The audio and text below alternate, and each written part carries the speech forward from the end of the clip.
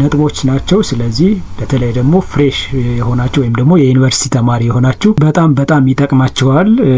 ሰላም ክቡራን ተመልካቾቻችን ከሁለት ወራት በኋላ ድጋሚ ለመገናኘት በቅተናል ማለት ነው። ሁለት ወራትን የት ጠፍቼ ነው የሚለውን መጨረሻ ላይ ያገልጽላችኋለሁኝ። ከሁለት ወራት በኋላ ልሰን ወደ አዲስ ስቱዲዮ እንደምታዩት ከጀርባ አዲስ ስቱዲዮ ነው። ይህን ስቱዲዮ አብረን እናስተካክለዋለን። ለዛሬ ግን አራት ወሳኝ ነጥቦችን ነው ይዤላችሁ የመጣሁት። በዚህ ሁለት ወራት ውስጥ አራት የሚሆኑ ፕሮጀክቶችን ሰርች ያለሁኝ እና አራቱ ፕሮጀክቶች ሶስቱ ሰክሰስፉል የሆኑ ፕሮጀክቶች ነበር። አራተኛው በሂደት ላይ ያለ ነው። አይ ቲንክ እንግዲህ ከሁለት ሳምንት በኋላ ያልቃል። እነዚህን ፕሮጀክቶች የሄድኩባቸውን ሂደቶች ያገኘኋቸውን ሪዛልቶች በቀጣይ ቪዲዮ የምሰራላችሁ ሲሆን ዛሬ በዋናነት እናንተን ይጠቅማቸዋል ብዬ ያሰብኳቸው አራት ነጥቦችን ነው ይዤላችሁ የመጣው። እነዚህን ፕሮጀክቶች ስሰራ ያገኘኋቸው ፕራክቲካል የሆኑ ሪል ቲፖችን ነው ዛሬ ማቀርብላችሁ። እስከ ቪዲዮ ፍጻሜ ተከታተሉኝ። ይህ የሙሉ ጥላ ኮድ ካምፕ ነው። ፕሮፌሰር እዝራ ኤን ነው። ዛሬ እንግዲህ የተገኘሁትኝ ለምን ሁለት ወራትን ጠፋው የሚለውን ለመግለጽ ብቻ ሳይሆን ለእናንተ በእነዚህ ሁለት ወራት ውስጥ ያገኘኋቸውን ፕራክቲካል የሆኑ ለእናንተ ዴሊቨር ለማድረግ ነው። እንግዲህ አዲስ የሆናችሁ ቻናሉን ሰብስክራይብ አድርጋችሁ ቤተሰብ ሆናችሁ መቀጠል ትችላላችሁ። ዛሬ የማቀርብላችሁ አራት መሰረታዊ የኮዲንግ ክህሎቶቻችንን ልናዳብርባቸው የምንችል ነጥቦችን ነው። እንግዲህ ይህንን አንብቤ ወይም ደግሞ የሆነ መጽሐፍ ፋይንዲንግ አድርጌ ያገኘሁት ብቻ ሳይሆን በተግባር እንግዲህ በእነዚህ ሁለት ወራት ውስጥ እነዛን አራት ሰክሰስፉል የሆኑ ፕሮጀክቶችን ስሰራ ያገኘኋቸው ነጥቦች ናቸው። ስለዚህ በተለይ ደግሞ ፍሬሽ የሆናችሁ ወይም ደግሞ የዩኒቨርሲቲ ተማሪ የሆናችሁ በጣም ይጠቅማችኋል። ምክንያቱም እኔ ዩኒቨርሲቲ ህይወት ሳልፍ እነዛን ነገሮች በግልጽ ስለአልተማርኳቸው በተግባር ፕራክቲካል ሳደርግ ያገኘኋቸው ስለሆኑ እነዚህን ነገሮች እናንተ ብዙ ኤፈርት ሳታወጡ እንዴት ሃንድል ማድረግ እንደምትችሉ የሚጠቅማችሁ ነው። ብዙ አላብዛ፣ ወደ ጉዳዮች ይገባለሁ። ባጭሩ ለመመለስ ወደ አራት የሚደርሱ ፕሮጀክት እንደምታያቸውን እነዚህን ፕሮጀክቶችን እየሰራሁ ነበር። ስለነዚህ ፕሮጀክቶች ዲቴይል ሂደቴን እና ያገኘናቸውን ሪዛልቶች ያገኘናቸውን ጥሩም ሆነ ጥሩ ያልሆኑ የገጠሙኝን ጆርኒዎች የማካፍላችሁ ይሆናል። አብረንም የምናያቸው ይሆናል። ሪሶርሶችን የእነዚህን ፕሮጀክት እያንዳንዳቸው ዲሞ ሪሶርሶች ጊታብ ላይ እና ቴሌግራም ላይ ያስቀመጥ ሲሆን የጊታብ አካውንቴ ከዚህ ከምታዩት ሲሆን የቴሌግራም አካውንቴ ደግሞ እዚህ ላይ ነው።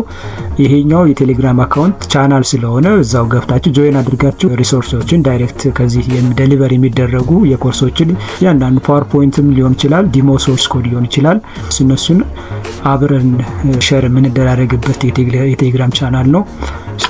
ወደ ዛሬው ነጥቤ ስሄድ ሁለት ወር ቆይታዬ ውስጥ በአራቱ ፕሮጀክቶች ውስጥ ጠቃሚ ሆኖ ያገኘሁት አንደኛው ነጥብ ማስተማር ነው። ማስተማር እንግዲህ ራስን ማስተማሪያ ምርጡ መንገድ ነው ይባላል። እኔ እዚህ ለእናንተ ፕሮጀክቶችን ሸር ሳደርጋችሁ በዛውም እያስተማርኩኝ ነው። አንድን ቴክኖሎጂ ወይም ኮድ በፍጥነት መማር ወይም ለመረዳት መንገድ ሌላ ሰውን ማስተማር እንደሆነ አይቼዋለሁ። እነዛን ፕሮጀክቶች ስሰራ ፕሮጀክቶቹ ሳስረዳ እንዴት እንደሚሰሩ ምን ላይ ምን ማን እንደላከ ምን ላይ ምን እንደተቀበለ ጌትና ፖስት የሚሉትን ነገሮች እንዲሁም የተለያዩ የዩአይ ስታይሎችና ኮዲንግ እውቀቴን ጨምሮልኛል።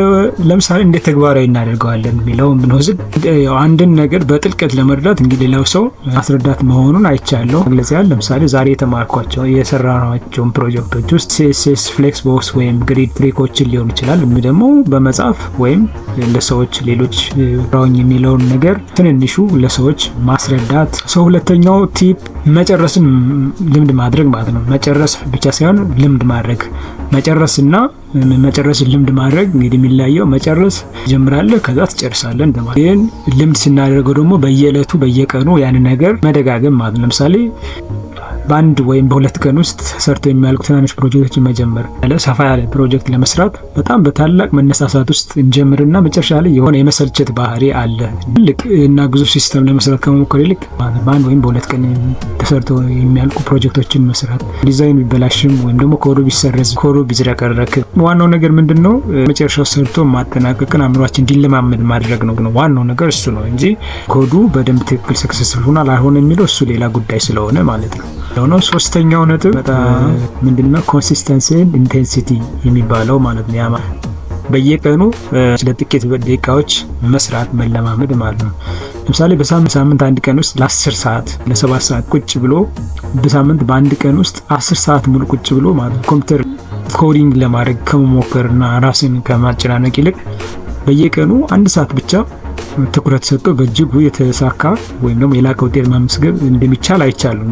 15 ደቂቃውን ለማንበቢያ ብንጠቀምበት እዛ 45 ደቂቃውን ደግሞ ፕራክቲካል ኮድ ማድረግ መሞከር ማለት ያ በጣም ውጤታማ እንደሚያደርግ እኔ በዚህ በ2 ወር ቆይታ ውስጥ አይቻለሁ። አራተኛው እንግዲህ ወደ አራተኛው ነጥብ ከመሄዳችን በፊት በነገራችን ላይ አዲስ የሆናችሁ ታች ላይ ሰብስክራይብ ምልክታለች፣ እሷን ነክታችሁ ሰብስክራይብ መሆናችሁ እንዳትዘነጉ፣ ላይክ በማድረግም ደግሞ አብሮነታችሁን መግለጻችሁ እንዳትረሱ። ወደ አራተኛው ቲፕ ስንሄድ ኮድ ሲበላሽብን አዲስ ነገር ሲጠፋብን ስለ ኮዲንግ ለማወቅ ቀጥታ ኤአይን በመጠቀም በጣም ቀላል ሆኗል እና እሱ ነገር ግን ሁሉንም እርሱ እንዲሰራ ከማድረግ ይልቅ እና ዝም ብሎ እሱ የሰራልን ነገር ኮፒ ፔስት ከማድረግ እና ይልቅ ይሄ እንግዲህ ሁሉንም እሱ የሰራውን ዝም ብሎ ኮፒ ፔስት ብናደርገው ምንድነው እኛ የምናስብበት የምናንሰላስልበት ኮዱን እንዴት እንስራው ወይም ደግሞ እኛ ውስጣችን ላይ ያለውን ነገር ክሬቲቪቲያችንን ያጠፋል፣ የታወቀ ስለሆነ ማለት ነው። እንዴት መጥተን ቴክኖሎጂ እንዴት ነው የምንጠቀመው እየሰራነው ኮድ ወይም ደግሞ የሆነን ኮድ ይህ ኮድ እንዴት ነው የሚሰራው ብለን ብንጠይቀው ዲፕ የሆነ ከኛ ወይም ከማናቸውም መጽሐፍ በተሻለ ረጅም ጊዜ ወስደን ሪሰርች አድርገን ከምንረዳው በተሻለ በአጭር ጊዜ ውስጥ በሚገባን በቀላሉ ይህ ኮድ እንደዚህ ይሰራል፣ እዚህ ላይ እንደዚህ ያደርጋል የሚለውን በደንብ ይላል። ከዛ በኋላ እዚህ ጋር የመጣው ኢረር ወይም ደግሞ በግ ምንድነው ሚስጥሩ ምንድነው ምን ሆኖ ነው ቢባል በዲቴል እዛው ላይ ይሄ እንደዚህ ስለተተወው ይሄኛው ደግሞ እንደዚህ ስለተፈጠረ ነው ብሎ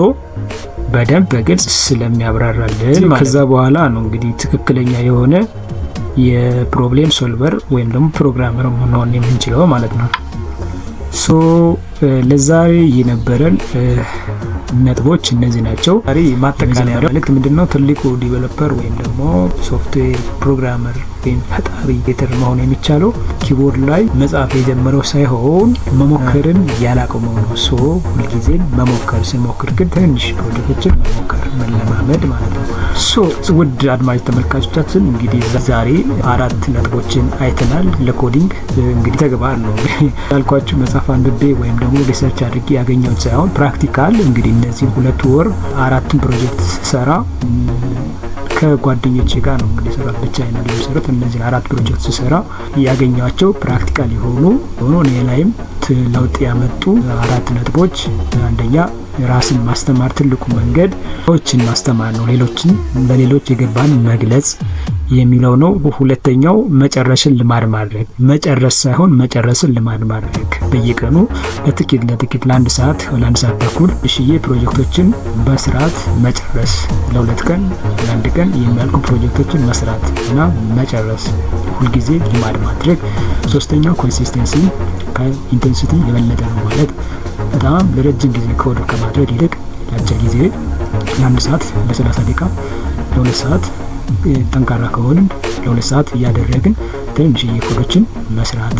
ሌላው ኤአይን ሁሉን ነገር ለኛ እንዲሰራልን ከማድረግ ይልቅ ኮድ ጻፍልኝ ከማለት ይልቅ ኮፓይለት ነው የሚባለው ወይም አብሮ እንደሚሰራን አማካሪያችን አድርገን እዚህ ላይ ይሄ ኮድ ምን ሰራ፣ እዚህ ላይ ይሄ ኮድ ምን ተፈጠረ፣ ከዚህ ጋር የተፈጠረው ነገር ምንድነው የሚለውን በመጠየቅ ኤአይን እንደ መምህራችን መጠቀም መቻል ነው። ከዚህ ነገር ትልቅ ዲቨሎፐር ለመሆን ህልም ካለን ምንድነው ዋናው ነገር ለረጅም ጊዜ መሞከርን አለማቆም የሚሉት ናቸው። በቀጣይ ስለ ፕሮጀክቶቹ ራፊ የሆኑ ኤክስፕላኔሽኖችን ሰርቻችሁ ስክሪን ላይ የምታዩት ዌብሳይት ከስክራች ጀምረን እንሰራዋለን ማለት ነው። የራሳችን የሆነ ዌብሳይት ይኖረናል ማለት ነው። ያ ማለት የተሰራውን ፕሮጀክት እንደገና አፍርሰን እንሰራዋለን።